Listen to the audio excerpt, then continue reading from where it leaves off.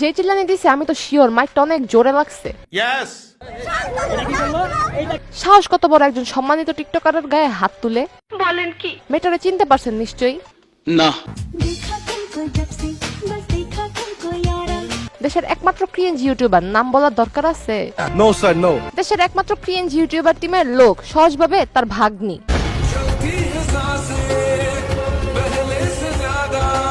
আমি তাকে চিনি, সে অনেক সহজ সরল ভালো ফ্যামিলির মেয়ে। জি, অনেক ভালো ফ্যামিলির মেয়ে, সেই জন্যই ফ্যামিলি নিয়ে রাস্তাঘাটে হাতাহাতি করে। আপনি সব খুলে বলুন। সেজন্যই তো আপনাদের মাঝে হাজির হলাম। আজকে আমার ভয়েসটা হালকা ভারী লাগতে পারে, বিকজ অফ আমার ঠান্ডা, সো একটু মানায় নিয়েন। ঠিক আছে, আমি একটু ভেবে দেখি। কথা কি ক্লিয়ার না ভেজাল আছে?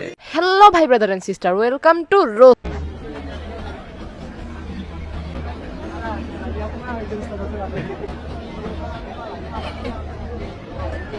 আমি কি শুধু শুধু ক্রিয়েঞ্জ ইউটিউবার বলছি? বড় বড় ইউটিউবাররা একসাথে আর ওই আবাল তিনটা আলাদা জায়গায় যায় টিকটক ভিডিও করতেছে, মানে মানুষ দাম না দিলে যা হয়। কারেক্ট।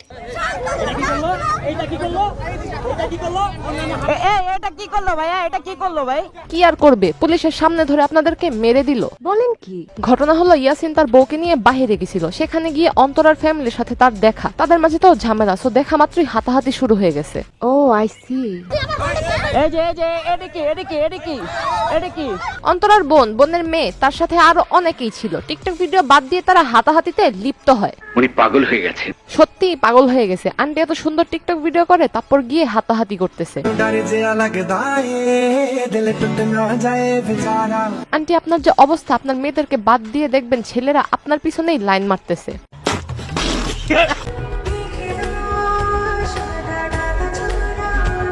টিকটক বাদ, চলেন দেখে আসি তাদের হাতাহাতির কারণ কি। আগের বারও তোমার নামে দুইটা মামলা থাকতো, কি করছে না করছে এটা বাড্ডার মানুষ ভালো মতোই জানে। তুমি যে এরিয়ায় থাকো, তোমার এরিয়ার অত্র এলাকার মানুষ ভালো মতো জানে যে তুমি কেন 2 মাস জেলে ছিলা। ভাইরে ভাই, তোদের ঝগড়া হয় ভালোই হয়েছে, কারণ বাংলার মানুষ অনেক কিছু জানতে পারছে। তুমি এত বড় একটা বেয়াদব মেয়ের সাথে সংসার করতেছো যে ফ্যামিলিকে রেসপেক্ট করতে পারে না, আবার তুমি বলে তুমি তোমার বউয়ের কথা নাচো না। প্রত্যেকটা পুরুষ তার বউয়ের কথা শুনবে, এটাই স্বাভাবিক বিষয়। এখন আপনি যদি গে হয়ে থাকেন, সেটা একান্তই আপনার ব্যক্তিগত বিষয়।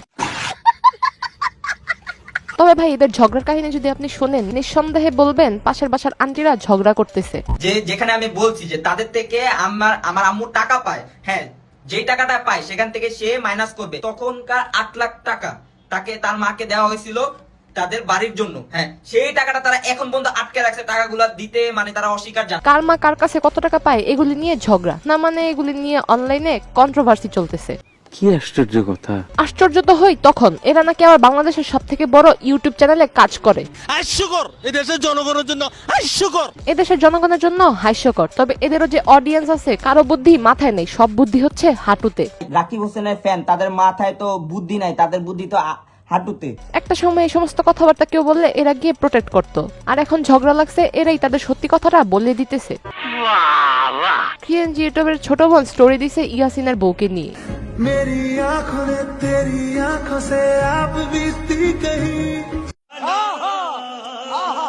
ইয়াসিন কি কম নাকি? সেও স্টোরি দিছে ক্রিয়েঞ্জ ইউটিউবের বউকে নিয়ে।